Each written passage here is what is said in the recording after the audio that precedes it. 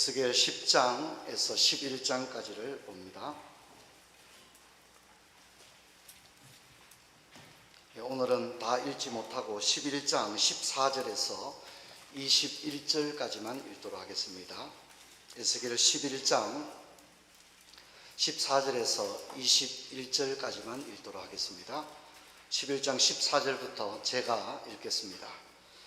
여호와의 말씀이 내게 임하여 이르시되 인자야, 예루살렘 주민이 내 형제 곧 내 형제와 친척과 온 이스라엘 족속을 향하여 이르기를 너희는 여호와에게서 멀리 떠나라. 이 땅은 우리에게 주어 기업이 되게 하신 것이라 하였나니 그런즉 너는 말하기를 주 여호와의 말씀이 내가 비록 그들을 멀리 이방인 가운데로 쫓아내어 여러 나라에 흩었으나 그들이 도달한 나라들에서 내가 잠깐 그들에게 성소가 되리라 하셨다 하고 너는 또 말하기를 주 여호와의 말씀에 내가 너희를 만민 가운데 모으며 너희를 흩은 여러 나라 가운데로 모아내고 이스라엘 땅을 너희에게 주리라 하셨다 하라. 그들이 그리로 가서 그 가운데 모든 미운 물건과 모든 가증한 것을 제거하여 버릴지라. 19절부터 같이 읽습니다.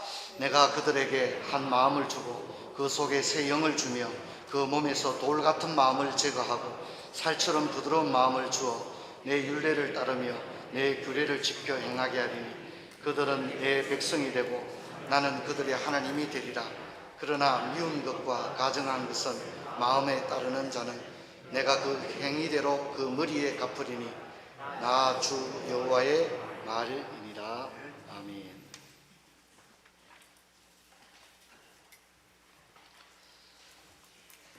에스겔이 그동안에 비언어적인 방식을 통하여 하나님이 일어날 일들을 예언을 했고 이제 예루살렘 안에 일어나게 될 엄청난 징벌을 앞두고 그 이유를 설명을 해주는데 하나님이 에스겔에게 환상을 통하여 예루살렘 성전이 얼마나 우상으로 가득 차 있는지를 보여주었습니다. 그래서 하나님이 도무지 예루살렘 성전에 있을 수가 없어서 예루살렘을 성전을 떠나시겠다 이렇게 선포를 하고 있습니다. 그래서 하나님의 영광이 머무는 여정을 좀 보게 되면 9장에서는 하나님의 영광이 성전 문지방에 이르더니 그렇게 말했다면 10장에서는 성전 문지방을 떠나 이렇게 말하고 있고요. 11장에 오게 되면 완전히 성전을 떠나서 성읍 동쪽 산에 도달하게 되었다 이렇게 함으로써 사실상 하나님이 성전을 떠나신 장면을 보게 되어집니다. 그리고 이제 오늘은 10장 11장이니까 좀 분량이 많죠. 그렇기 때문에 잘 따라오시면 좋겠습니다. 10장은 9장의 환상이 연결되고 있는 그런 장면인데 우리가 9장에서 봤던 서기관, 탄식하며 우는 자들의 이마에 표시를 하던 그 서기관이 또 나옵니다. 그 서기관이 9장에서는 긍휼을 베푸는 서기관의 모습으로 나왔다면 이제 이 10장에 와서는 하나님의 형벌을 집행하는 그런 심판의 집행관으로 등장하는 걸 볼 수 있습니다. 그리고 이 서기관은 이제 불로서 이 예루살렘 성을 징벌하는데 그 불이 어디서 나오느냐? 하나님의 불이 나오는 겁니다. 그룹 사이에서 불이 나오고 그 불을 에스겔이 천사들로부터 받아서 이제 예루살렘 성에 뿌리게 되는 그런 모습을 볼 수 있습니다. 자, 그리고 이제 우리가 11장으로 굉장히 빠른 속도로 가고 있습니다. 11장으로 오게 되면 이제 하나님께서 또다시 에스겔에게 성전을 비추어 줍니다. 예루살렘을 비추어 주는데 25명의 백성의 보관이 나오고 있습니다. 이제 25명 그러니까 또 우리가 생각이 나잖아요. 그죠? 성전에서 동방태양을 경배하던 사람들이 25명이 있었지 않습니까? 그런데 여기 25명은 그 25명하고는 다른 사람입니다. 이제 그냥 성경을 읽으면 똑같은 사람이라 생각하는데 그렇지 않습니다. 여기에 있는 25명은 백성들의 대표, 굳이 적절한 표현인지 몰라도 국회의원이나 시의원 이런 식으로 설명을 할 수 있을 것 같아요. 이들은 종교인이라기보다는 뭐랄까 백성을 통치하는 권한을 가진 그런 사람들입니다. 그리고 이제 또 여기 보면 야샤냐와 블라다가 나오는데 이것도 좀 헷갈리죠. 야샤냐는 앞에서 나온 적이 있었잖아요. 사반의 아들이라고 나왔는데 여기 나오는 야샤냐는 우리 앞에서 봤던 야샤냐가 또 아닙니다. 이 야샤냐는 사반의 아들이 아닌 다른 사람의 아들 요샤냐입니다. 자, 이렇게 보면 사실 이렇게 에스겔이 참 쉬운 성경은 참 아닌 것 같아요. 여기 이제 백성들에게 심판을 행하는 서기관 같은 경우도 우리가 살펴봤던 9장에 보면 9장 2절에 보면 6명이 나온다 이렇게 나와 있거든요. 그러면 6명 같지만은 사실은 7명입니다. 9장 2절을 보게 되면 내가 보니 6사람이 북향한 윗문 길로부터 오는데 라고 이야기하고 그들 중에 한 사람은 가는 베옷을 입고 서기관이죠. 이렇게 소개하는데 우리 개역 한글 성경은 6명에 초점을 맞춰서 번역이 되어 있습니다. 하지만 원문을 보게 되면 이 그들 중에라는 원문 베토캄이라고 하는 것은 그들과 함께로도 해석이 될 수 있기 때문에 7명으로 대부분의 학자들이 봅니다. 그래서 아예 노골적으로 7번째 사람이라고 번역된 성경들도 있는 걸 봅니다. 성경을 보면 하나님이 심판을 행하는 것은 하나님의 권능과 권세인데 하나님의 영광과 권능이 나타날 때는 하나님의 완전함을 반드시 드러내고 그럴 경우에는 어김없이 완전수인 치를 사용하는 것을 볼 수 있기 때문입니다. 그래서 스가랴 4장 10절 같은 경우에도 이 본문과 동일 상황인데 7사람이라고 분명히 이야기를 하고 있고 요한계시록 같은 경우에도 7사자, 7금초대 하나님의 완전함이 드러날 때는 반드시 완전수인 7이 적용되는 것을 볼 수 있습니다. 자, 어쨌든 에스겔이 쉽지는 않은 성경인데요. 자, 이 25명은 앞에서 봤던 우상 숭배하던 25명이 아니라 백성의 대표자들, 권세를 가지고 어떤 결정권을 가진 사람들로 보여지는데 이 사람들을 하나님이 에스겔에게 보여주고 있습니다. 그런데 문제는 이 사람들이 평가가 좋지 않습니다. 불의를 품고 성중에 악한 깨를 꾸미는 사람들이다 이렇게 말하고 있고 또 이 사람들이 하는 이야기를 들어보니까 집을 건축할 때가 가깝지 아니하다 이렇게 말하는데 참 어려운 것 같아요. 무슨 얘기냐면 이런 얘기입니다. 자, 보십시오. 전쟁 포로가 발생했습니다. 약 10,000명에 가까운 전쟁 포로가 집을 버려두고 이방 땅으로 끌려갔습니다. 그러면 예루살렘에는 많은 빈집이 남아있을 거라는 거죠. 그리고 그들이 두고 간 포도원이나 올리브 농장들도 있겠죠. 그런데 이제 그게 탐나는 겁니다. 그러니까 권세를 가진 사람들이 포로로 끌려가고 난 사람들이 남겨둔 그 빈집들과 부동산들을 힘을 가진 사람들이 차지하는 거죠. 전쟁 포로가 남기고 간 예루살렘의 빈집과 포로들의 부동산을 힘 있는 사람들이 불법적으로 탈취하여 자신의 것으로 만듭니다. 포로된 동족들을 불쌍히 여기지 않고 오히려 재산에 눈이 먼 모습을 볼 수 있습니다. 자, 그리고 또 이 사람들이 이런 얘기를 합니다. 이 성읍은 가마가 되고 우리는 고개가 된다. 참 이 말도 참 쉬운 말씀은 아닌데 사실은 우리가 구약 성경 전체를 읽어보면 이 말이 많이 나옵니다. 생각보다. 우리는 이 성읍은 가마가 되고 우리는 고개가 된다. 이런 말이 에스겔에만 나오는 건 아니에요. 가령 스가랴 같은 경우에도 이런 표현들이 많이 나옵니다. 자, 이 성읍은 예루살렘이고 가마가 된다는 얘기는 보호를 받는다는 뜻입니다. 그래서 가마솥처럼 어떤 이방 민족의 공격을 받더라도 이 성은 안전할 것이다 이런 얘기를 합니다. 그리고 우리는 고기가 된다는 얘기는 가마솥 안에 있는 고기들은 안전하게 보호가 되니까 포로로 끌려간 사람들은 안 됐게 됐지만 지금 예루살렘에 있는 우리들은 안전한 사람들이다 이런 식으로 이야기를 하고 있는 것입니다. 이들은 나라가 위태로운 상황이 있을 때 하나님께 회개하기보다는 또 포로로 끌려가 버린 동족들을 안타까워하기보다는 오히려 그들의 재산을 강탈하고 또 자신들은 안전하다 이렇게 생각합니다. 자, 여러분 이것을 에스겔이 봤다는 겁니다. 여러분 에스겔은 포로입니다. 포로로 끌려간 사람들은 어떻게 하든지 예루살렘으로 돌아오려고 하고 예루살렘에 있는 자기 동족들이 포로로 끌려가 있는 우리들을 언젠가는 구해줄 것이다 이런 막연한 생각을 가지고 있단 말입니다. 그런데 하나님은 한마디로 말하면 꿈을 깨게 하는 겁니다. 예루살렘에 있는 사람들을 믿지 마라, 의지하지 마라. 그들이 포로가 된 너희들을 구해주는 것이 아니다. 오히려 그들은 너희들이 두고 간 빈집들을 자신의 소유로 다 삼아버리고 포로가 된 너희들은 안중에도 없고 자신들만은 안전하다고 말하고 있다. 이런 이야기를 하는 겁니다. 여러분, 이런 모습을 봤을 때 에스겔과 또 에스겔의 메시지를 들었던 포로들은 기분이 어떻겠어요? 별로 안 좋겠죠. 속상하고 슬프고 그렇겠죠. 그런 사람들에게 오늘 주님께서 위로의 이야기를 주는 걸 볼 수 있습니다. 자, 문제는 에스겔이 이제 이런 이야기를 하는 중에 사고가 일어납니다. 갑자기 사람이 한 명 죽게 됩니다. 이 벌나다가 죽게 되는데, 벌나다는 에스겔이 이미 알고 있었던 사람으로 생각되어집니다. 그렇기 때문에 누가 죽었는지를 에스겔이 한눈에 알았던 거죠.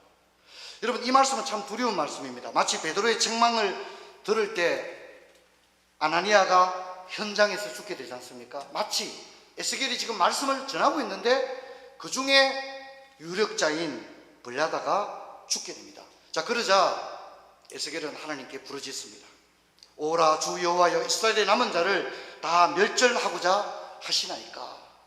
그렇게 부르짖었습니다. 그때 하나님께서 오늘 우리가 읽었던 14절 이하의 위로의 말씀, 회복의 말씀을 주는데 한 3가지 정도의 말씀을 하고 있습니다. 첫 번째는 내가 그들의 성소가 되리라, 그렇게 얘기합니다. 자, 여러분, 포로들은 꿈이, 희망이 오직 예루살렘에 돌아가는 것밖에 없었어요. 왜냐하면 이들은 하나님이 예루살렘에 있다고 생각했고 예루살렘 성전에 있다고 생각했기 때문이죠. 그리고 자기들은 이방 나라에 와 있기 때문에 하나님이 자신들을 버렸다고 생각했고, 그래서 자신들은 하나님으로부터 멀리 떠나와 있기 때문에 예배도 드릴 수 없다고 생각을 했던 거예요. 그런데 어떻습니까? 오히려 하나님은 예루살렘 성전을 떠나고 있습니다. 우상 때문에. 그리고 하나님이 어디로 오고 있다고요? 사막 모래 폭풍 가운데로 이 포로 난민 수용소에 하나님이 와서 지금 뭐라 합니까? 내가 잠깐 너희들의 성소가 되어주겠다, 그렇게 이야기함으로써 진정한 예배는 우상으로 가득 차 있으면서도 전혀 회개하지 아니하고 오히려 동족들의 빈집을 탈취하는 그 예루살렘에 희망이 있는 것이 아니라 오히려 하나님은 그 예루살렘을 떠나서 포로 수용소에 있는 그곳에 와서 내가 너희들의 성소가 되겠다 함으로써 여러분 어떻죠? 참된 예배는 사실 어디서 드려줄 수 있는 거죠? 오히려 예루살렘이 아닌 저 버림받았다고 생각되었던 사람들의 난민 수용소가 오히려 하나님이 예배를 받는 성소가 되는 놀라운 역사가 일어난 겁니다.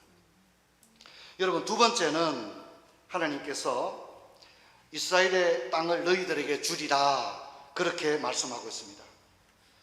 여러분, 이제 이들이 자기 집들도 남들이 다 가져가 버렸고 이제 포로로 끌려왔는데 언제 돌아간다는 보장도 없고, 그러니까 지금 에스겔을 비롯한 포로 공동체는 사실 인간적인 희망이 없잖아요. 그런데 하나님이 약속을 하는 거예요. 너희들이 언젠가는 돌아가게 될 텐데 돌아가면 그 땅을 내가 너희들에게 줄 것이다 라고 약속을 하고 있는 것입니다. 여러분, 놀라운 메시지임에 틀림이 없습니다. 그리고 세 번째는 새 영을 주며 살처럼 부드러운 마음을 줄 것이다, 그렇게 이야기를 합니다. 여러분 어떻습니까? 포로로 끌려왔는데 고국에서 들려오는 소식은 자신들을 안타까워하고 가슴 아파하고 그게 아니라 포로가 된 사람들에 대해서는 안중에도 없고 자기들이 두고 온 문전 옥답을 그 예루살렘에 있는 사람들이 다 자기 거로 가져가 버렸습니다. 그러면 여러분, 이 포로로 있는 사람들이 에스겔로부터 그런 메시지를 들었을 때 기분이 어떻겠어요? 너무 안 좋겠죠. 분하고, 그렇죠? 억울하고, 그렇지 않겠습니까? 그래서 하나님께서 이들의 심령의 상태가 돌처럼 딱딱하다는 사실을 주님께서 아셨습니다. 물론 예루살렘에 있는 사람들은 더 말할 것도 없죠. 그들에게는 하나님이 없고 우상을 숭배하고 있으니 그들의 마음은 피폐할 대로 피폐해져 있다, 그럴 수밖에 없는 겁니다. 근데 하나님께서 놀라운 말씀을 합니다. 너희들이 언젠가는 예루살렘으로 돌아오게 될 것이다. 그리고 그 동안, 잠깐 동안 내가 너희들의 성소가 되어주겠다. 너희들이 예루살렘 가야 예배를 드리는 게 아니라 포로 수용소에서 올려드리는 예배를 내가 받기 위하여 내가 잠깐 동안 이 이방의 땅에서 너희들의 성소가 되어주겠다, 그렇게 이야기를 하는 겁니다. 너무나도 놀라운 메시지가 아닐 수 없습니다. 그리고 너희들 그 집들을 고관들이 다 가져갔다고 해서 낙심하지 마라. 그 땅을 너희들에게 줄 것이다. 그리고 지금은 너희들이 얼마나 마음이 안타깝고 화나고 분하고 그렇겠느냐. 하지만 내가 너희들에게 새 영을 부어주며 살처럼 부드러운 마음을 줄 것이다, 그렇게 이야기합니다. 그래서 여러분, 돌처럼 딱딱한 마음을 가지고는 뭘 할 수 없죠? 좀 도와주셔야 됩니다. 예배도 할 수 없고, 그렇죠? 찬송도 할 수 없고, 그렇지 않습니까? 분하고 악한 마음, 그런 강박한 심령의 상태로는 하나님을 예배할 수 없거든요. 그래서 하나님은 뭘 합니까? 내가 너희들에게 와서 이제 너희들의 성소가 되고, 그래서 이제 내가 너희들의 예배를 받고 싶다. 예루살렘에는 성전이 아주 멋진 건물로 있지만 거기에는 사실은 우상으로 가득 차 있고 하나님을 경배함이 없다. 그래서 내가 그들을 떠나 이제 너희들에게 와서 성소가 되었는데 내가 이제 너희들의 찬양을 받고 싶구나. 그래서 하나님 뭐라 합니까? 너희들에게 새 영을 부어주며 살처럼 부드러운 마음을 주겠다, 그렇게 이야기를 하고 있는 것입니다. 비전을 보여주시는 겁니다. 에스겔은 계속하여 우상 숭배를 따르는 자들의 결말을 탄식하고 새 영을 부어주어서 우상과 단호히 결별하고 하나님의 백성으로 율례를 지키는 자들의 모습을 잘 대조하고 있습니다. 여러분, 인간적으로 본다면 누가 더 불쌍하죠? 포로로 끌려간 사람들이 불쌍하죠. 그리고 재산도 남들이 다 가져가 버렸고 포로 생활이 얼마나 힘들고 어렵겠습니까? 특별히 에스겔 공동체는요, 강제 노역에 참여하고 있었습니다. 그냥 포로 수용소에 있는 게 아니고요, 너무나도 힘들고 어려운 강제 노역에 참여하고 있었다는 겁니다. 세상적으로 볼 때는 그 사람들이 불쌍한 거예요. 근데 하나님은 반대입니다. 오히려 예루살렘에서 떵떵거리고 우리는 안전하다, 우리는 운이 좋아서 포로로 안 끌려갔다, 야 저거 버리고 간 집들도 이제 우리가 다 하자, 그런 사람들, 그 사람들이 세상적으로 볼 때는 나아 볼지 몰라도 하나님의 눈으로 볼 때는 하나님은 그들에게서 떠나버리신다고 이야기를 하고, 오히려 참으로 세상적으로 볼 때는 소망이 없어 보이는 저들에게 하나님은 그들의 성소가 되고 그들은 하나님의 백성이 되고 하나님은 그들의 하나님이 된다고 이야기하고 있습니다. 얼마나 놀라운 사실입니까? 예루살렘에 남아있는 자들은 자신들은 포로가 되지 않았다는 안도감에 도취되어서 자신들이야말로 예루살렘의 소유자라는 자만심에 사로잡혀 있었습니다. 제가 생각할 때는요, 하나님이 떠나버린 성전에서도 여전히 뭐는 행해지고 있었을까요? 예배는 행해지고 있었을 거라고 생각합니다. 하나님이 떠나버리셨는데도 여전히 종교 시스템은 돌아가고 있었을 겁니다. 하나님은 이미 떠나버렸는데, 그리고 하나님이 우리 같은 사람들에게 하나님이 우리와 함께 하겠나 생각했던 그 포로 수용소에 주님은 사막 모래 폭풍 가운데 나타나서 내가 너희들의 찬양을 받고 싶구나, 너희들의 회개를 받고 싶구나, 그래서 너희들에게 부드러운 마음을 주고 새 영을 심어주고 싶구나, 너희들에게 다시 예루살렘 땅을 너희들에게 줄 것이다, 그렇게 이야기를 하고 있는 것입니다. 사랑하는 성도 여러분, 우리는 어떤 사람들입니까? 우리의 신앙 형편은 어떻습니까?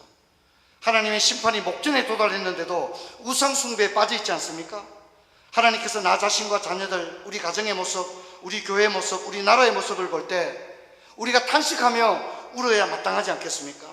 가슴에 애통을 가지고 눈에 눈물을 가지고 하나님께 기도할 때, 지금은 내가 무엇 하나 내 스스로 바꿀 수 있는 것이 없다 할지라도 하나님께 울기만 해도 하나님은 그들은 장차 위로를 받게 될 것이라 이야기하고 있습니다. 여러분, 성경은 말하기를 두세 사람이 내 이름으로 모인 곳에 내가 그들과 함께 할 거라고 얘기했습니다.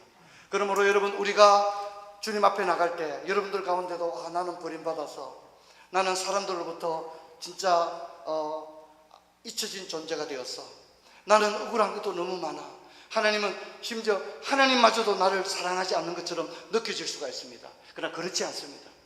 하나님은 울며 탄식하며 포로된 자들의 하나님이 되시는 줄로 믿습니다. 여러분, 이럴 때 우리가 힘들고 어려울 때 사람을 바라보면 진짜 초라해지는 거예요. 남만 포로가 되어서, 나는 하느님께마저 부림을 받아서 그렇게 되지 않겠습니까? 그러나 그렇지 않습니다. 눈에 보이는 것이 결코 전부가 아닌 것입니다. 사랑하는 성도 여러분, 여러분들이 인생을 살아가다가 너무너무 외롭고 힘들고 오늘 에스겔에 나오는 포로된 이 공동체와 같은 상황에 처했을 때 하나님은 여러분과 함께 하시고 하나님은 여러분의 하나님이 되실 줄로 믿습니다. 이 믿음을 굳건히 가지시기를 바랍니다. 하나님은 탄식하며 우는 자들의 하나님이 되시고 포로된 자들의 하나님이 되시고 고아와 가부의 하나님이 되시고 마음이 가난한 자들의 하나님이 되시는 줄로 믿습니다. 이 믿음을 가지기를 바랍니다. 자기 힘으로 살아가려는 사람, 하나님 없이 어떤 우상을 섬기면서도 종교인의 모습으로만 살아가는 것이 얼마나 위험하다는 사실을 에스겔은 우리들에게 이야기해 주고 있습니다. 사랑하는 성도 여러분, 우리가 우상을 버리고 하나님을 예배하는 참된 신앙을 회복하는 저와 여러분 되기를 주의 이름으로 축원합니다. 기도하겠습니다. 아버지 하나님, 에스겔을 통하여 귀한 말씀들을 우리에게 주심을 감사합니다. 우리에게 우상이 있다면, 공공연한 우상, 또 비밀스러운 우상이 있다면 이제 그 우상과 단호히 결별하게 하시고 이제 오직 우리는 하나님만을 올바르게 예배하는 저희들 되게 하여 주옵소서. 주 예수 그리스도 이름으로 기도하옵나이다. 아멘.